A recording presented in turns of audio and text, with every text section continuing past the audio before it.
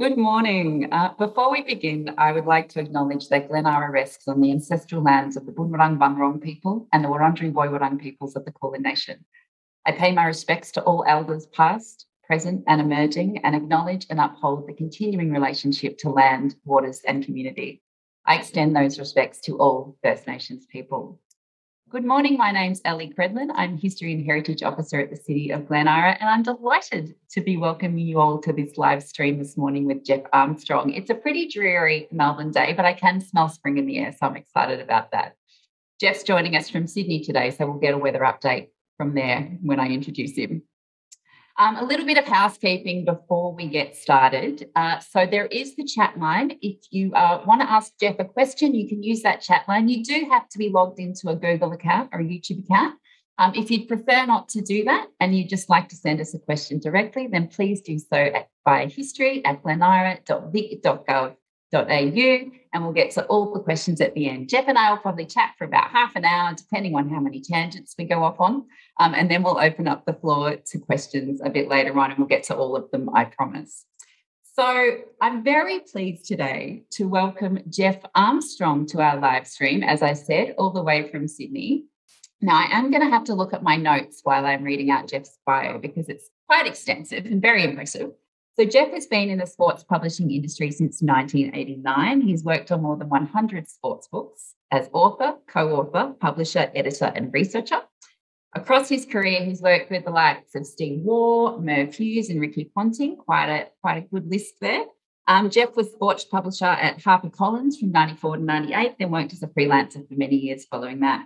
He's also worked in television as a researcher for major sporting events. It's an incredibly impressive bio, but today we're here to talk about one of Geoff's greatest passions and interests, which is Phar Lap. So Geoff is the author and co-author of this book, which is arguably considered to be the definitive biography of Phar Lap. Phar Lap, the story of Australia's greatest ever racehorse. And he's also the story, again, co-author again with Peter, of They Shot Phar Lap, Didn't They?, which is a ripper of a yarn. The story behind Phar Lap's remarkable 1930 spring racing campaign in Melbourne. And it's that which we're here to talk about this morning. So the intrigue surrounding the alleged attempted shooting of Phar Lap on the morning of Derby Day 1930 in a quiet Glen Huntly back street, which is why we're here to talk about it today, because it has so many local connections. So welcome, Geoff, all the way from Sydney. Good morning, and I can give a weather update. It's seriously beautiful here today. Oh, come on. It's a beautiful day for a walk. You are in lockdown, so you'll get... And provided the walk is less than 60 minutes, it's fine. Wonderful. And we have to wear a mask, but that's all fine. That's how life works. Well, enjoy it. I might try and get one in later as well. Mm-hmm. So first question, Geoff, where does your fascination with Phar Lap come from? Max Fresnel of the Sydney Morning Herald referred to you as a Phar Lapophile. That's probably the nicest thing. That's the nicest thing anyone has ever said to me, I think. It's pretty. It's a bit spooky in a way. Family folklore has it that my grandfather taught me to read with a form guide. And I don't think that's true, but my mother used to say that. But I do know that when I was very, very young, that I would go to my grandfather's house and sit in the front room with him and listen to the race. We used to listen to the races and watch the rugby on the television, and my parents thought we were mad that we could do these two things at once. And we'd talk about horse racing. And one of my grandfather's favourite topics was Phar Lap. Mm-hmm. And Phar Lap's actually a natural subject for a young person growing up because there are so many mysteries to the Phar Lap story and so many mysteries that have never been solved. And so I just lap it up, and now you've got this wonderful situation with Trove that you can spend your whole life going through newspapers from the 1930s, and it's just an endless fascination for me. So this book was written before Trove was available. So have you then gone back and just found yes, more material? It's really interesting because when we wrote the book, the basic premise of the book is that the shooting was a prank and that it was basically most likely a prank organised by the newspapers of the day to create a story. And we base that premise because it's a total mystery as to what happened. And you sort of look at every possibility and you think, no, it can't be because of that, because, of whatever. We'll get to all that. We'll get to that, yeah. But when you start going through the different stories, we found this fantastic story by a racing columnist. I think his name was Red Leap, and he wrote for the Swan Hill Guardian. And he just wrote cold in the 1930s that it was a newspaper prank. And it's really bizarre. Only recently, I can do show and tell. I bought this book, which is a biography, or it's the biography of Egon Kisch, who was a communist, a Czech communist who came to Australia for a lecture tour in the 1930s. And famously or infamously, the Attorney General of the day, one Robert Menzies, tried to ban him from entering the country. And he became something of a celebrity because he fought it all the way to the High Court to be allowed to stay. But Kisch, after he left Australia, he wrote a book about his Australian adventure, and it's a very eccentric book. There's a chapter on bodyline, so he became a cricket expert, and there's a chapter on horse racing. And he wrote in his chapter on horse racing about Phar Lap and essentially said that it was a prank. And what happened with the whole Phar Lap story, which everyone's familiar with to varying degrees, is 2 years after, or 18 months after the Melbourne Cup in April 1932, Phar Lap died, again in mysterious circumstances, in America. And again, because they couldn't work out what killed Phar Lap in 1932, that sense of mystery and that sense of something sinister happening, and all those people who in 1930 said, well, no one would ever try and kill a horse, they were sort of, by 1932, well, yeah, they did kill Phar Lap. And so all these wild gossip and rumour about what occurred off Glen Huntly Road in 1930 on Derby Day, they've allowed to take hold. And over the last, 70, getting up to 80 years, fiction has taken over from fact. And now we have this situation where everybody knows that Phar Lap was shot at by, gangsters on Derby Day, and that Phar Lap was murdered by Americans in 1932, even though neither of those things are true. Well, let's get to that. Let's get to that indeed. I think what we'll do is we might actually go through the event itself. So sort of what happened. And what I might do for locals, Geoff's not local, but did you come down to Melbourne when you were researching? Absolutely. My co-author, Peter Thompson, is actually a resident of East Malvern. And he knows Caulfield like the proverbial back of his hand. And the two of us did many trips around there, and I do know those streets quite well. Good. Well, I brought up a little bit of a map here. We might we'll map the story. So hoping everyone can see that screen there. So this is an aerial of, I guess, the crime scene. We know that this photo was taken somewhere between 1925 and 1930, and the date of the crime, of course, is 1925 and 1940, sorry. So we know that it's roughly what the area would have looked like in 1930. So Caulfield Racecourse is, of course, behind here. So a little bit further down, the Nearham Road gates are just there. And here we have the cinema, which is now the Woolworths, which many of you might shop at. Here we have Manchester Grove. Here we have the stables where Phar Lap was stabled during the spring racing campaign in 1930, belonging to Joe Cripps. So there was quite a large property called Beverley Lodge there, which has now been demolished. And here we have the crime scene. So let's talk through what happened on that morning, Geoff, if we can. Okay, so Phar Lap went for a gallop on this is the morning, a Saturday morning of Derby Day. He did just a light gallop, as racehorses tend to do on the day of a race, and then his strapper Tommy Woodcock, who was on a pony, and took Phar Lap up Manchester Grove. Now, this is the first part of the story. There have been allegedly all these rumours that Phar Lap was going to be shot, and yet, strangely, Woodcock felt quite comfortable to do this walk on his own, just he and his pony and the Cup favourite. So he walked them up Manchester Grove, which was the way they always walked. It wasn't as if he went a different way to try and avoid the rumours that people were going to get at the horse. But quite peculiarly, there was a car parked on Manchester Grove. And Woodcock, when he talked to the police afterwards, said it was very unusual to see a car parked there at 5:45 in the morning, and also to have two people in that car apparently reading newspapers. So that was strange. Woodcock kept going across Glen Huntly Road, and as he approached the corner of Etna and James, he realised that car that he'd passed in Manchester Grove was following him. And so at that point, he got concerned. And when he got to the corner of Etna and James, he actually turned into the cross street, Etna Street, and hoped to get the horse into a backyard. But the house that he tried to get into was locked. And then at that point, the car came screaming around the corner of Etna and James. Reputedly, a gunshot cracked out. Phar Lap, the pony, got free. Woodcock was extraordinarily brave because he wouldn't have known whether this was a prank or for real. He hung on to Phar Lap. The pony took off, and then the car screamed off and then got back onto Glen Huntly Road and headed west to who knows where.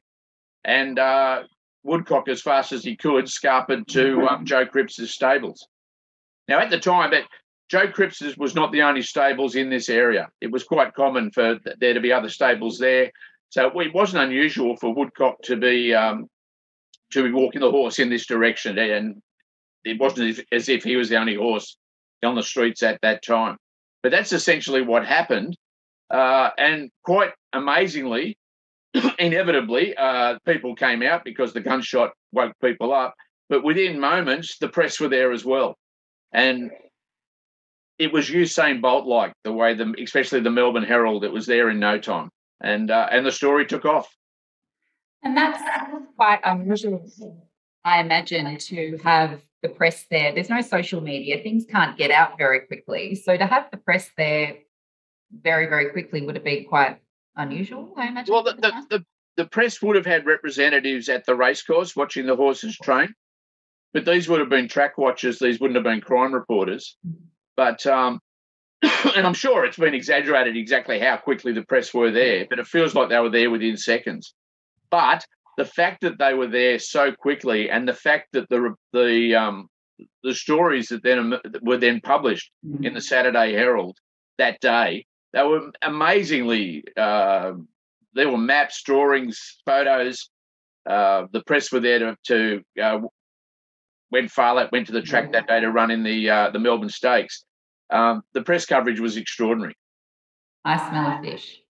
I just thought I'd bring this little picture up here, which is actually the cinema, which is now the site of the Woolworths. So the Studebaker, I think, would have been around about there, which is now that's Manchester Grove. This is now the Woolworths.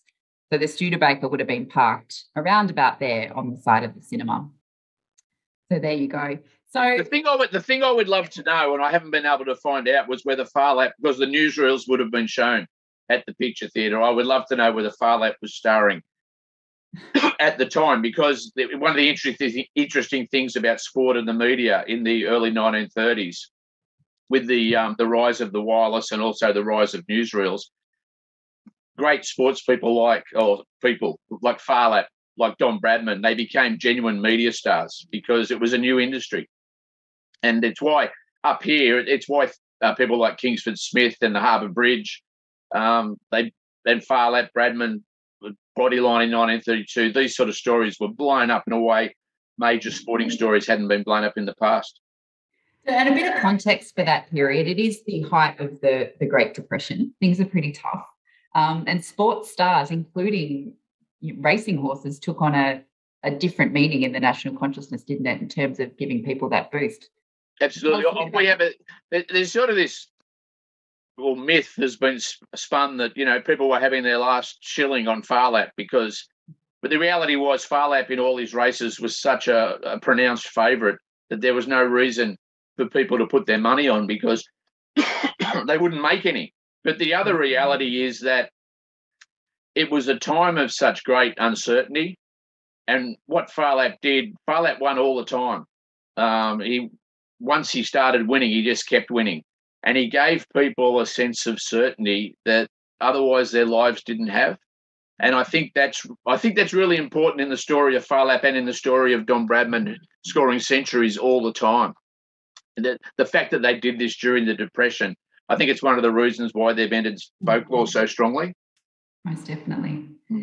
So the next day, so when the detectives arrived on the scene, is it true that they didn't find any pellets? They did a sweep of the scene and didn't find any pellets from any guns. Is that right? This is one of the most interesting parts of the story, because the perception is, and the final report of the detectives Brophy and Saker, was that the fence behind where Phar Lap was standing, the fence behind him was, littered with pellets. But the reality was that in the press reports on the Saturday and in the first report, police reports, which we got hold of, there is no mention of pellets. There is a mention of a wad being found on the ground, but it wasn't until the next day that pellets appeared in the fence. And quite bizarrely, there was only one or two pellets. There's actually photos were published in the press. I don't know whether it was the Argus or the Age, but they had photographs of the pellets in the fence, the one or two pellets. They were circled. Here's one, here's another one. And when we spoke to ballistics experts to ask them, given we were told what kind of gun was pellets were supposed to have been fired, the scene should have been littered with pellets. And our conclusion is, and it's hard to see any other possible conclusion, is that there were no pellets there at all on the Saturday when the police first checked the scene, and that somebody on the Saturday night or very, very early on the Sunday morning has gone in and essentially just planted a few pellets in the fence to give the papers something to put in their papers on the Monday. Dress the crime scene. Why don't we go through some of the major suspects, so all the theories that were being floated around at the time. So one of the initial police officers on the site, Davis, I believe he thought that it might be bookmakers, but did the bookmakers have that much to lose if Phar Lap had a rip-roaring spring racing campaign? What's the deal with that? But Phar Lap wasn't a good result for the bookmakers. That is true, because he was favourite from day one. But the reality is, people have said that the bookmakers were up for a fortune because Amonis had won the Caulfield Cup and then Phar Lap was going to win the Melbourne Cup. But in fact, there had been much worse years. There are numerous examples of bookmakers suffering much bigger losses than they did when Phar Lap won. And we studied the VRC's minutes, and actually only two bookmakers, official bookmakers, had to hand in their licenses in 1930-31 because of losses. Now, it is true that some SP bookmakers might have been facing serious losses, but the reality is that there are numerous other years where things were worse. And in the year of the police strike in 23, when Batali won the Cup, that was a hell of a lot of a worse result. And there was a horse called Revenue. It's a great name for a horse that takes thousands of dollars from the bookmakers. Won the Cup in 1901, and that result was a disaster for bookmakers. So, yeah, Phar Lap wasn't a great result, but the reality was that this double was always the favourite way. And there were opportunities for the bookmakers to cover their losses. That's what bookmakers do. So it is possible that a bookmaker had got himself into a really, really bad position, but it's unlikely that the bookmaking fraternity as a group were seriously hurt by Phar Lap's win. You mentioned SP bookmakers there. What do you mean by SP bookmakers for those? SP stands for starting price, and basically just about every pub in Australia had an SP bookmaker. And the industry grew, especially when with the rise of the race descriptions and the wirelesses in the 30s, to the point up here in Sydney, we had a Royal Commission into SP bookmaking in about 1937. So these were illegal bookmakers, and some of them were huge. And I think John Wren, who is a famous figure in Melbourne, I think he had a betting shop in Collingwood that was notorious, and that's going back much earlier than the 1930s. So there were SP bookmakers who had huge businesses, but at the same time they were very good at what they did. And it's hard to imagine that these outstanding SP bookmakers would have got themselves into a really bad position with Phar Lap, given that Phar Lap was the best horse in Australia for more than 12 months. So that theory doesn't hold much weight, really, that it might. Not in my view, no.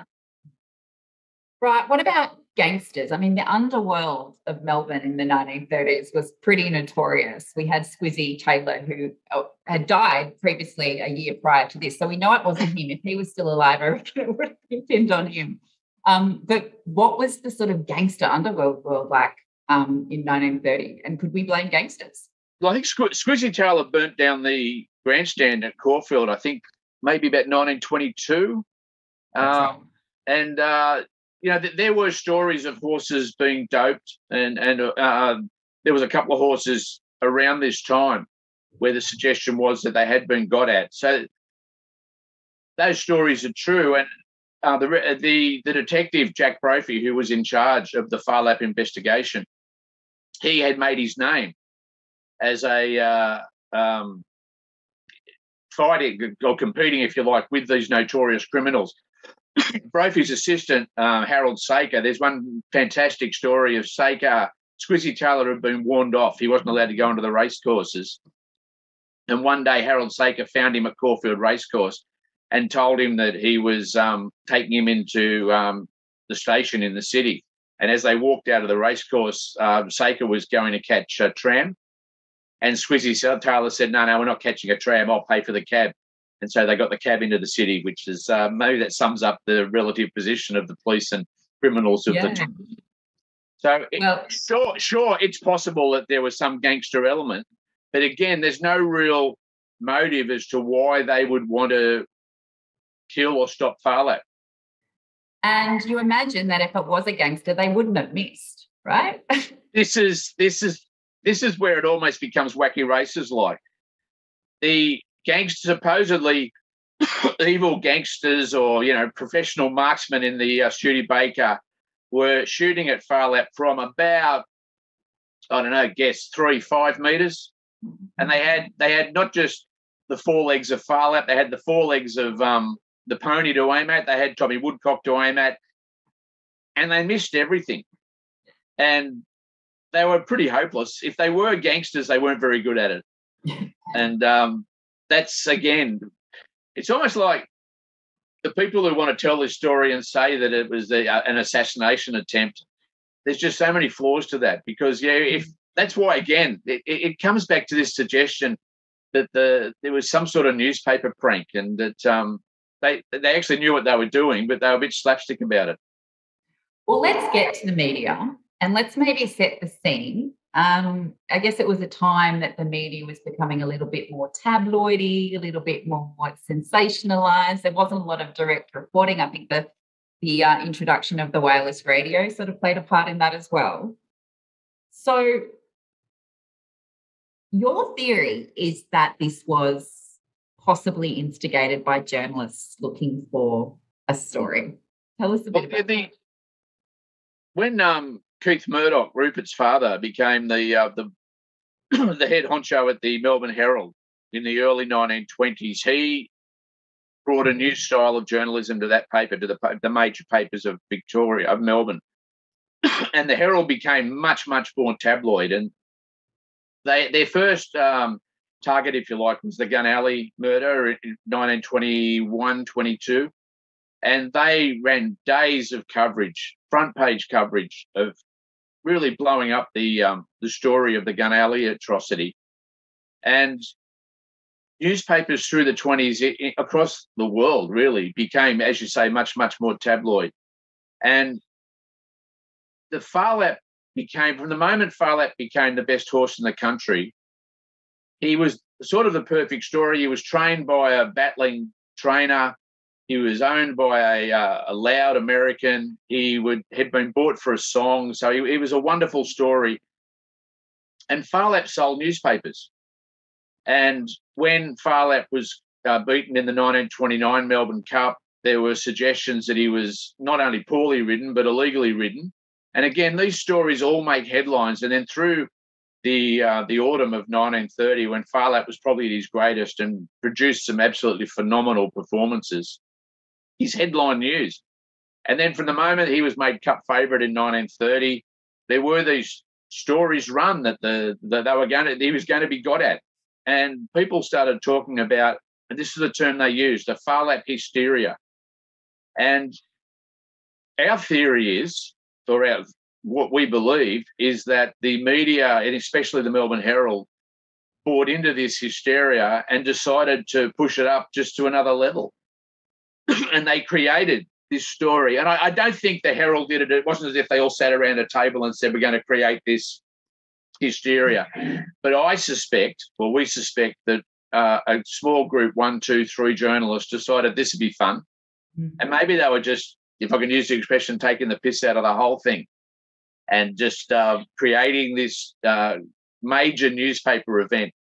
And you then had this situation on the Saturday where, as I said, the Herald just went all their worth with the story.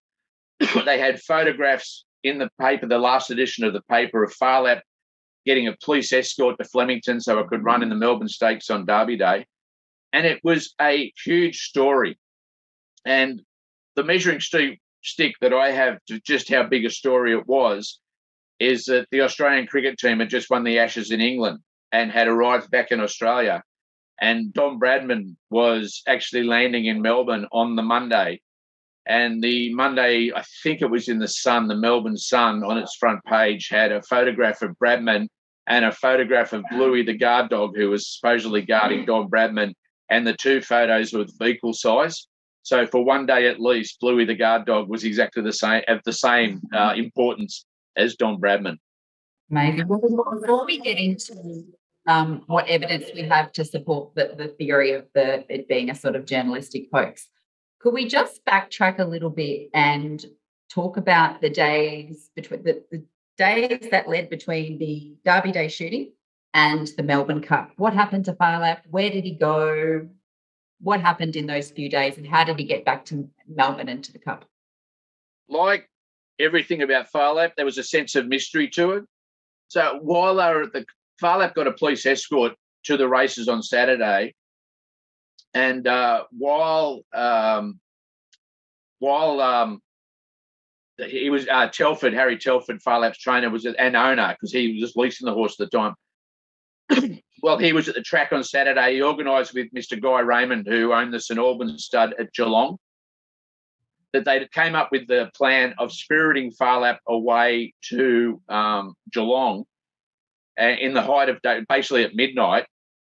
And Phar Lap would then spend the Sunday and Monday at Geelong, where no one would know where he was, and then they would bring him back to Flemington on Tuesday for the Cup.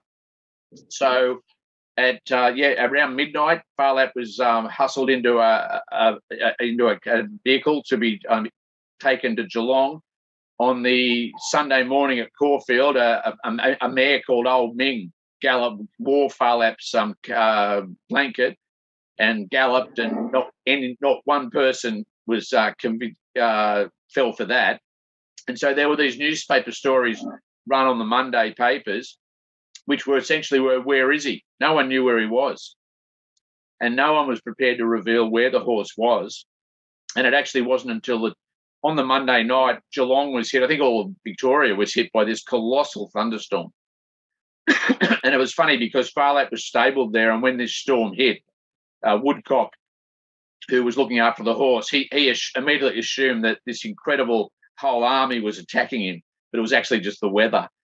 And then on the Tuesday morning, that was then taken to back to Melbourne for the Cup. But of course, the story had to have one more element to it. The van that was taking him to Melbourne wouldn't start, and so we had this absurd situation on Cup Day, where about an hour and a half before the race, nobody knew where the Cup favourite was. And it wasn't until, I think, about an hour before the race that Phar Lap arrived. And you've got this great scene in the movie, which is actually not too far removed from the reality of Phar Lap arriving. And I know in the movie, Phar Lap movie, Tom Burlinson runs down with the horse. It wasn't perhaps quite like that, but he did arrive. He did arrive remarkably late for Cup Day. And this is the thing that proves Phar Lap's greatness. I mean, racehorses like routine, and Phar Lap was just thrown completely out of his routine, and then he turned up on Cup Day and was just magnificent. So What evidence do we have? So he got to the Melbourne Cup. He won that race, and we'll talk about that race a little bit later. But I want to go back to a bit more about what evidence we have to support the theory that it would be a journalistic hoax. So the pallet suddenly appearing the next day. So the crime scene might have been dressed up. Mm-hmm. Yeah, look, the evidence is circumstantial. It was basically a mystery, except for the odd snippet in the press that someone might have been responsible for the fact that it was a prank. Though admittedly, there are wire stories, and the Sydney Truth on the Sunday, the day after the shooting, put shooting in inverted commas, ran a story that said this was a prank, and that everyone who had heard about it at Randwick, Modern Rosehill Racecourse on that race day, they all believed it was a prank. That was the general belief. The fact that the media was involved didn't really come to light until a story was run in a very respected British magazine, the Bloodstalk Breeders' Review, I think it's called, which said outright that it was a newspaper prank. And the thing that makes as much sense as anything to us. What really intrigued us is when we looked at the police file, and the police file is remarkably scant. There is very little remaining in the police file that's held in the Victorian records.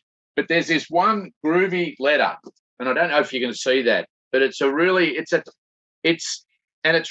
on, and it basically is a letter saying that one of the numerous letters that the police got saying that Phar Lap was going to be shot on Melbourne Cup Day, which never happened.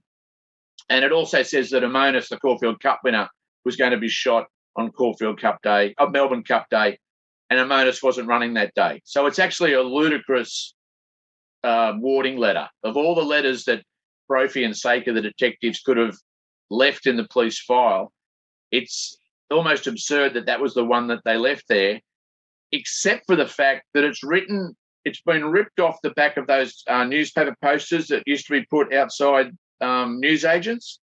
And the thing is, on the back of it is part of the word Melbourne Herald. It's the ALD of the Herald.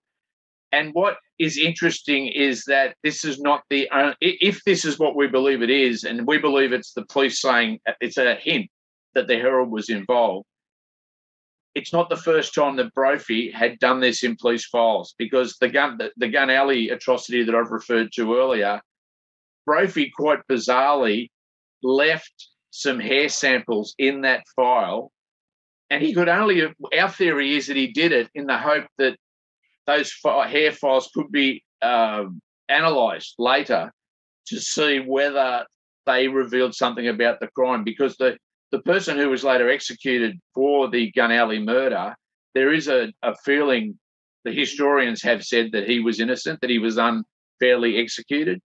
And there is a possibility that the newspaper pressure that Brophy fell under in 1922 led to that execution. And we just wonder whether Brophy deliberately left that Herald scrap of newspaper in the police file as a hint as to what actually happened. So, I mean, Dorothy and Saker received tons of letters, right? And this was the only letter they kept. As is the way with all these things, once it's out there, you get all number of people putting all sorts of theories out there, and they would have received countless letters saying this is what's going to happen. And it's bizarre that they left only this one letter in the file.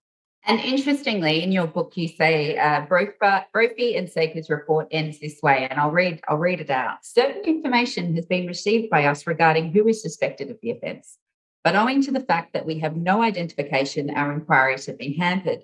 This matter will be further followed up, and in the event of anything tangible coming to hand, action will be immediately taken. So no one's ever been arrested for this crime.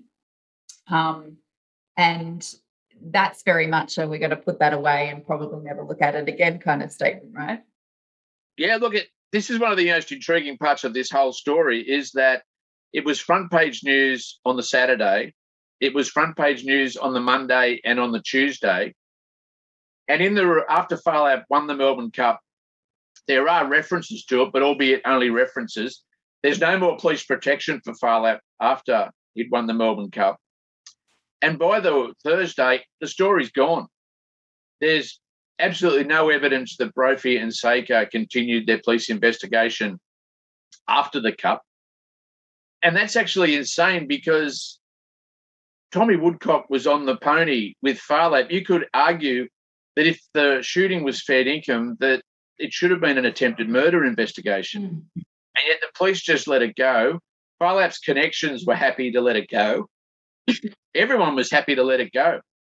And the report that Brophy eventually put to the Police Commissioner, Thomas Blamey, is so succinct. It essentially says, we know who did it, but we're not going to bother following it up. And again, that leads me to think that the most likely people to have done it is this suggestion that it was people in the media. And of course, and what was the relationship? Sorry, Geoff. I was just going to say that if it is people in the media and they've basically pulled this stunt on the public, they wouldn't want the public to know they'd done that either. Yeah. So basically, I think that they kept it quiet as well. And if it only involved one or two media, that might explain why that story has never been widely reported in journalistic circles. So police, it was a different time for police. Just following on from that thought, they were almost kind of like pseudo-celebrities, and there were very close links between celebrities and journalists to get stories, to report stories in certain ways, I guess. Mm-hmm. So did Brophy and Saker, the detectives, do you think that they knew? Sorry? And that there were possible discussions being had around it with whoever was responsible? Is that what you're saying? Yeah. I mean, Brophy was a huge celebrity in Melbourne in the 30s. I mean, his career ended when he was shot. He was actually shot in the Botanical Gardens in 1936. And that shooting of Brophy actually led to Thomas Blamey's resignation. It's another huge story. He was a major celebrity from the moment of the gun alley right through, even before gun alley, right through to his resignation in 1936. Saker actually became a racecourse detective. But, yeah, look, major crimes sold newspapers. Yeah. And I know up here that the shark arm murder and the pajama girl, those sort of stories, they just keep getting brought up in the way that later crimes like the Beaumont children and the Wanda killings and the Graham Thorne kidnapping, those I was going to say celebrity, strong word, but those high-profile crimes, they sell newspapers. Yeah. And that's why Phar Lap was on the front page in 1930 so often. So I guess the theory is that particularly this Piggott letter with the ALD torn from the newspaper, that was the only threatening letter left in the file, as though they were leaving a kind of hint, maybe, that they did know. I have to stress, we also researched Phar Lap's death, and we came up with what we believe was the reason that Phar Lap died. And we're convinced, and we have produced the evidence to, in our view, conclusively say what killed Phar Lap. The Phar Lap shooting is still a complete mystery. Mm. And our suggestion that the media were involved is, in our view, the best explanation.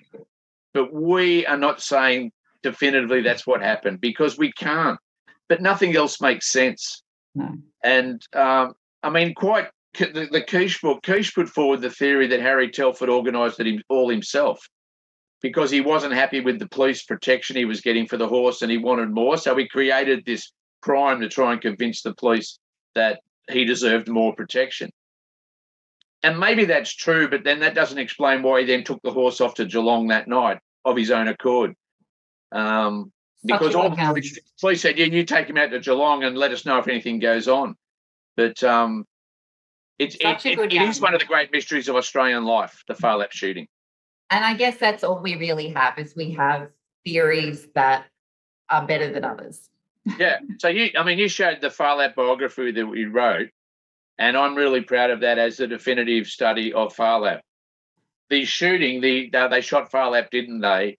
It's a work of semi-fiction. And we basically, I have never had anyone give me a better explanation for the shooting than what we have suggested.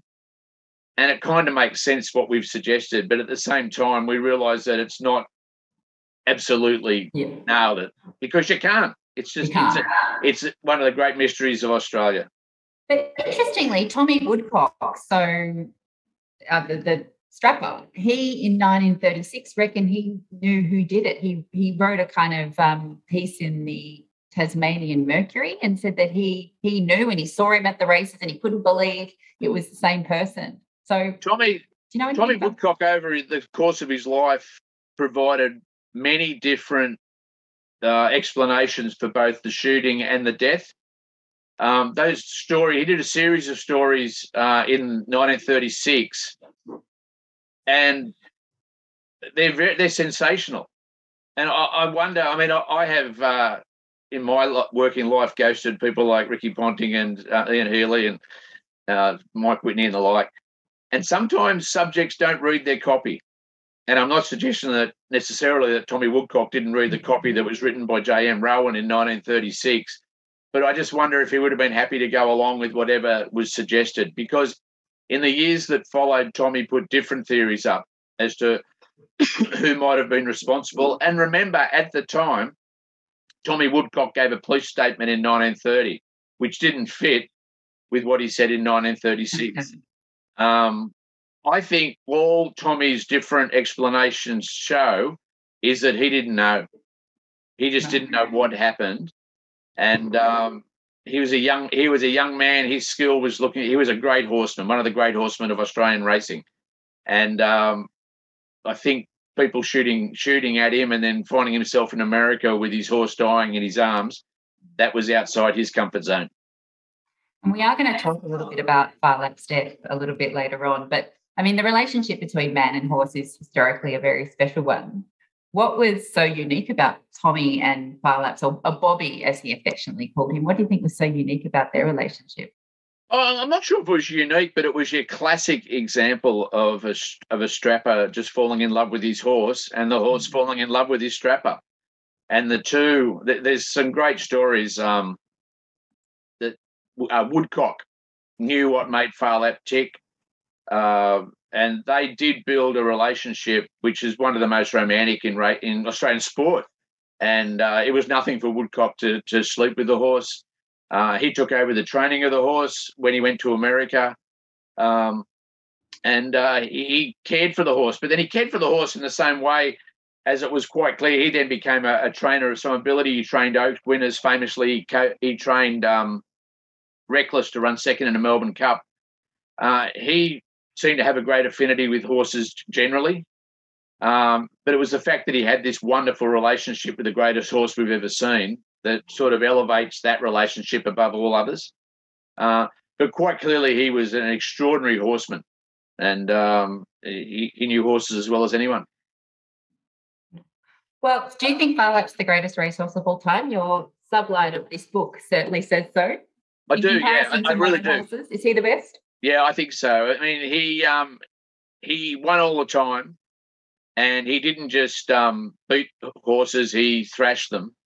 And it's interesting. Sometimes people say, "Oh, he didn't run against much," but he did run against horses like Night March and Amonis and Mollison, and then if you see the film of his win in America at Agua Caliente, it's the most extraordinary win by a horse ever. He misses the start, goes about 10 wide, just takes off on the back straight and beats a reasonable field, not a great field, but a reasonable field. He beats them easily. And one of my favourite Phar Lap stories concerns his win in the AJC Plate in Sydney in April 1930. It's the most amazing story because Jim Pike, his regular jockey, couldn't ride him because, Phar Lap, being a 3-year-old in a weight for age race, was only carrying, I think, about 7'10". So he had Billy Elliott rode him and he just took off. Phar Lap took off on Billy Elliott. And he broke an amazing number of track records in winning by a long way, was pulled up at the winning post but still won by half a furlong. And quite famously, the jockey of Night March, who ran second, was called in for a steward's inquiry because the stewards said that he hadn't tried. And then Night March's jockey just pointed out that he had also broken the track record, even though he'd run second. And that was the end of the steward's inquiry. So I think Phar Lap was just a freak.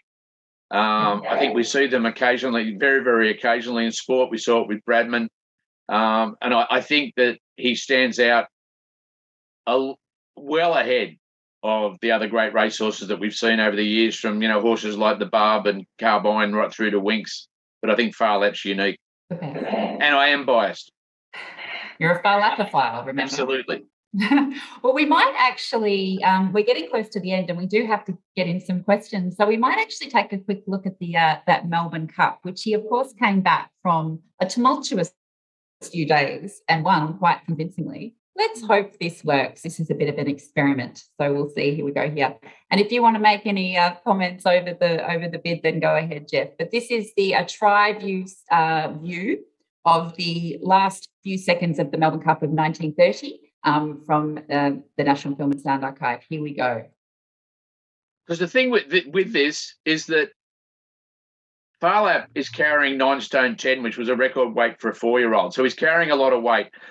It is true that it's not a great Melbourne Cup field. There were some good horses. Tragilla and Balloon King was the Victoria Derby winner. And the horse that ran third, Shadow King, ran a place in 3 or 4 Melbourne Cups. But it was not a great field.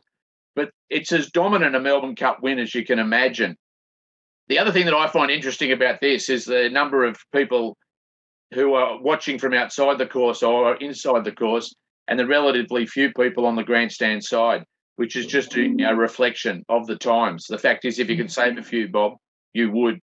The other thing I would point out there is just Phar Lap's jockey, Jim Pike, was an extraordinary jockey, one of the greatest jockeys Australia's ever had. That photo is actually from the Derby, when he won the Victoria Derby. It's the one we chose for the cover of the book, and it just shows what an extraordinary athlete Phar Lap was. And he was a 3-year-old. He was a quite precocious 3-year-old. But what I also love about that photo is just how absolutely calm Pike, the jockey, is. Phar Lap, the racehorse, is quite excited, which horses shouldn't be at the start of a 1.5-mile race. But Pike, the jockey, he looks in control, and I just love that about that photograph. And of course, that is the morning of the shooting, so he would have been that's Derby Day, excitable given what had happened. Yeah. No, that's actually from Derby Day in 1930, I think. 1929, sorry. Oh, is it? There you go. Think, yeah. Take that.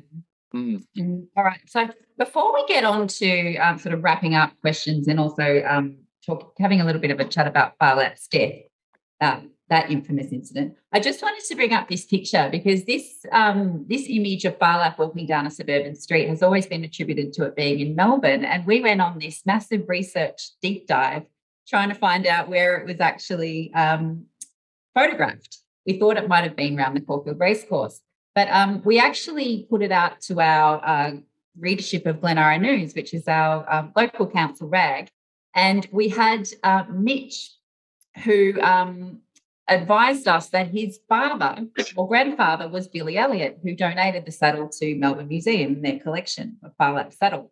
And he advised us that this was actually in Randwick, so this picture. So we might have to let the National Library of Australia. So this photo here was probably taken a couple of seconds after this one. So we do know, and this is Phar Lap arriving for his spring racing campaign in Randwick. So there you go. That was a little bit of a mystery solved by a bit of crowdsourcing info. So there you go. So it is one of the joys of trove, if I can interrupt for a sec. Yes. That so many photos have been miscaptioned over the years. Mm. That the photos of Phar Lap being spirited into the van to be taken to the course, they were for years were shown as being Phar Lap at St Albans Stud, getting ready to go to back to Melbourne to Flemington on Cup Day. But it's only when you find them in the press reports that they were actually on the Saturday, which makes much more sense that the press would have been at Joe Cripps's stables at the time and ready to take those photographs, whereas they wouldn't have been at Geelong. But, I find time and time again, I'm off topic now, but I found this wonderful photo of Don Bradman, which for years was said was from 1946, but it's actually from the day he scored his 100th 100 in 1947. And you can prove that because it was on the front page of The Sun that day. And I think we talk about Phar Lap being a national treasure, Phar Lap being a national treasure, but I think Trove is for what it's done for researchers, at-home researchers or academic researchers like yourself. It's changed everything, hasn't it? Oh, yeah. I can remember. It's just astonishing what you can discover in 5 seconds that used to take 5 weeks. You'd have to go to the library and plough through microfilm or plough through hard copy, hoping for a snippet. And then, now it's Trove is just the most extraordinary thing. Extraordinary. Right, we're going to talk about Phar Lap's death now. There has been many theories that have been floated through the years about what killed Phar Lap. I think arsenic is the most popular one. But you have extensively researched this and you have your own conclusions. Do you want to tell us a bit more about that? What we did when we first decided to publish the Phar Lap biography, our intention was essentially to put out all the different theories as to what killed Phar Lap, because our research showed that there was no definitive. It had never been nailed. The suggestion of arsenic was one. The gangsters did it. But what we did, and I must say my co-author Peter Thompson did this, he said, well, why don't we show the post-mortem to one of Melbourne's leading vets and get his reaction? And so a man, John Van Wiedendaal, who was a wonderful veterinary surgeon, one of the leading vets in Melbourne racing, or in Australian racing, he took one look at the post-mortem and said, that's duodenitis proximal gurginitis. And we said, of course it was. And what that is it's a bacterial infection that attacks the gut of a horse and essentially shuts down the intestines. And where this was really interesting, well, first, it was something that wasn't discovered until the early 1980s. So it didn't exist in the 1930s. But that cutting you have in front, the second part where it goes, Dr. Nielsen, the Australian veterinary surgeon, conducted an autopsy and certified that death was due to acute enteritis. Now, acute enteritis is a blocking of the intestine. Now, what they would have expected when they cut open the horse at the post-mortem would have been to find a blockage of the intestine, and that would have solved everything. But when they went in there was no blockage, because what duodenitis proximal gurginitis does is it has the bacterial infection has the same effect as a blockage. But when the vets in 1932 went looking for that and it wasn't there, they didn't know what the problem was. And that then allowed, basically, that they had to say was, well, we don't know. And that then allowed all the different theories to just take off. And one of the most interesting, the suggestion was that he was killed by arsenic. And the only problem with suggesting that Phar Lap was killed by arsenic was that when they did the post-mortem, they checked for exactly that. And they decided conclusively that arsenic could not have been the cause of the horse's death. It's just not possible. And we had this ridiculous situation in about 2007 where people used a machine called the synchrotron, and they studied hair samples of Phar Lap, which apparently proved that arsenic had been involved. But there are other explanations for how arsenic could have got into the hair.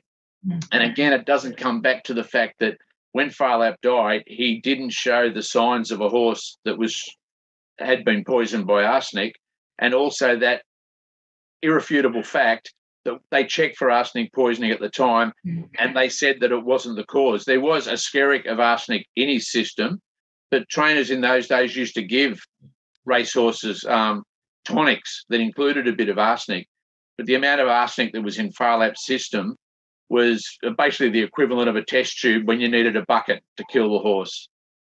And because of that, there was some bit of shade thrown at Tommy Woodcock at the time, wasn't there? Well, that was the thing, because the suggestion was that Phar Lap was receiving this tonic that included some arsenic.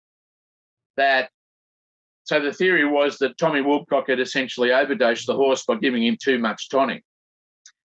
But we know Tommy Woodcock was a great horseman who loved the horse.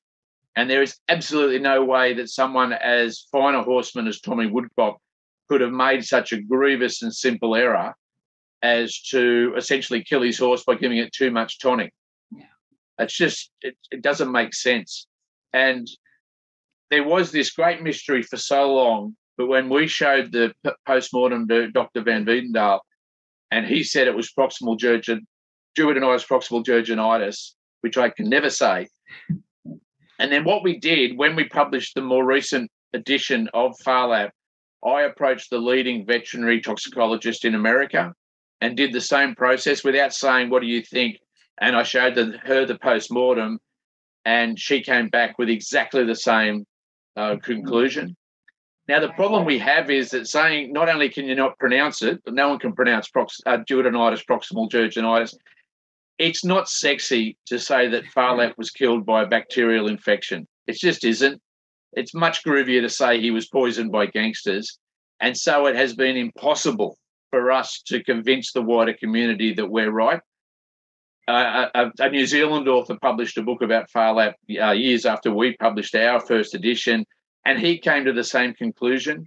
Nowadays, anyone that actually looks at the evidence says, yeah, that's what happened. But unfortunately, the people who are more keen to have a decent headline and sensationalise Phar Lap's death, they still go with the arsenic killed him, or they say arsenic might have killed him, but it's never been resolved. In our minds, it has been resolved. I guess wherever Phar Lap goes, intrigue and storytelling follows, I guess. Oh, absolutely. Look, he's entered folklore like no other horse. Mm-hmm. And it's interesting that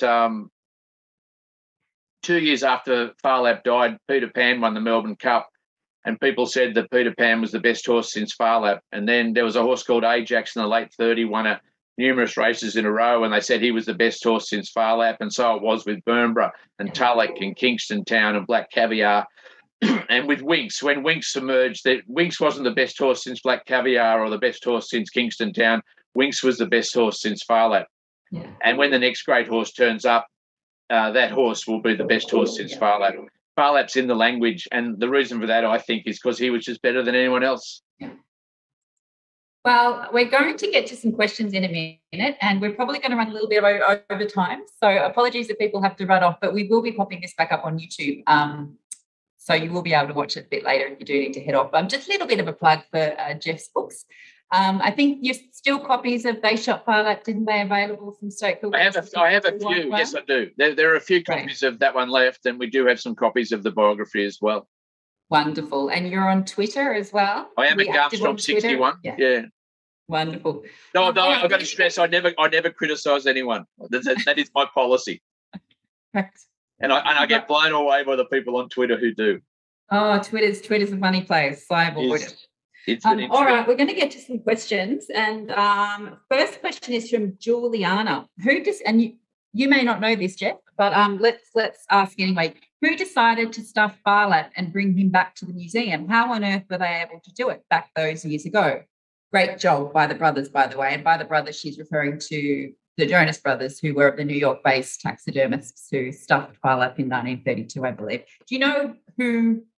Basically, the owner of Phar Lap, David Davis, he agreed to send the skeleton to New Zealand, and that's in Wellington.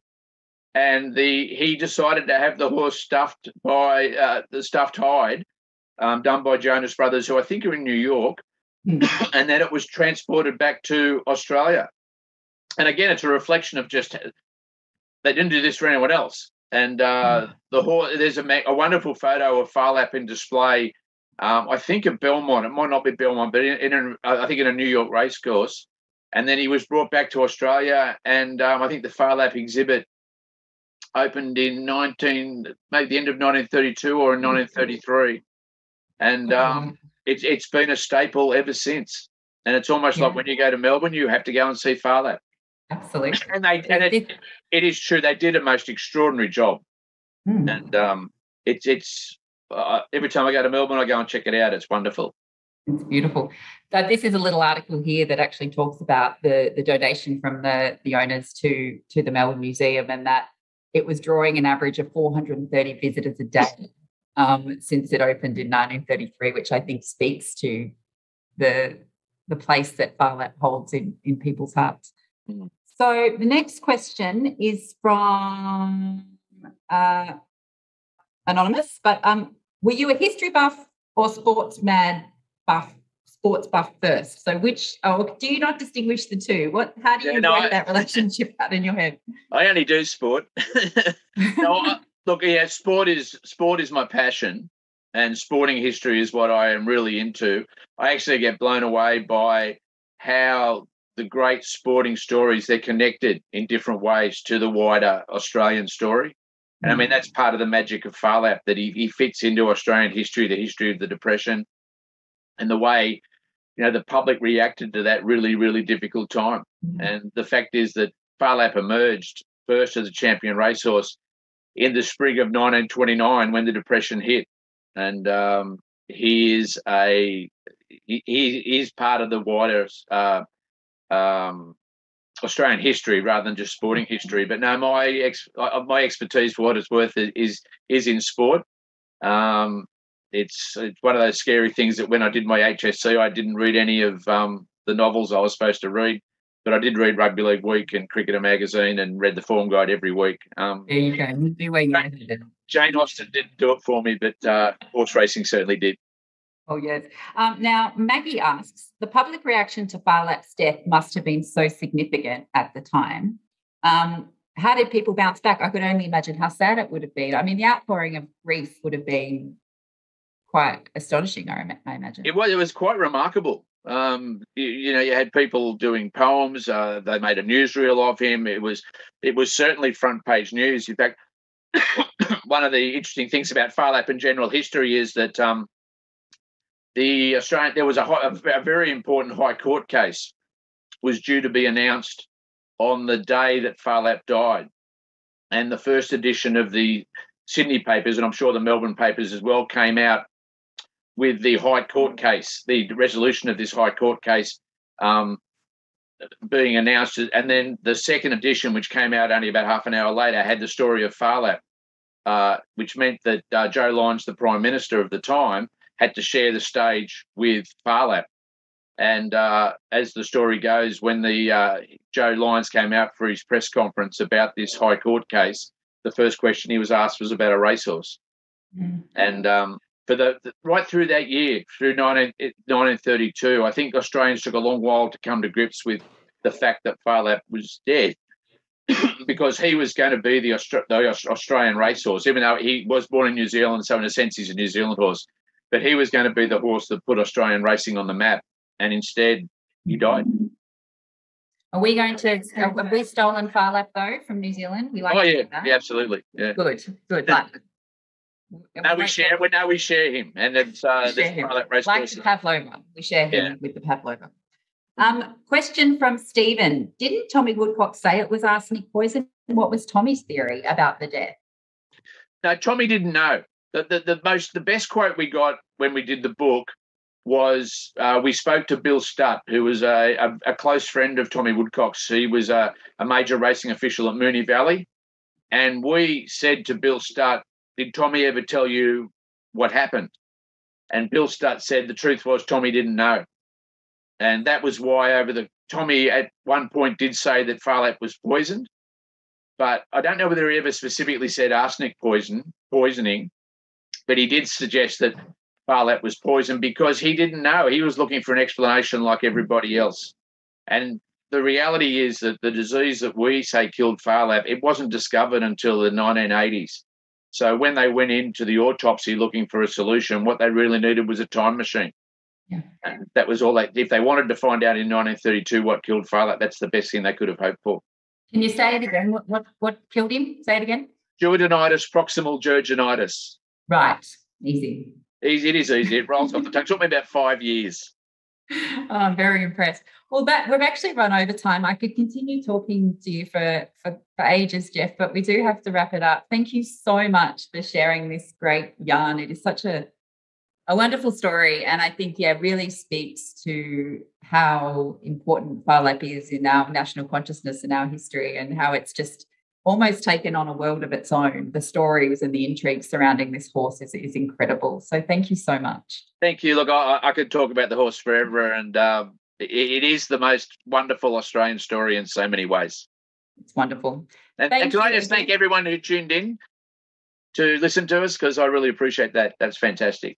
And as I said, this will stay up on YouTube if you missed a little bit, you missed the first half, you missed the second half, and we will send a link around to all the booked participants in case you missed it. But thank you for joining us. It's been an absolute pleasure. Enjoy the rest of your day, and we'll see you next time.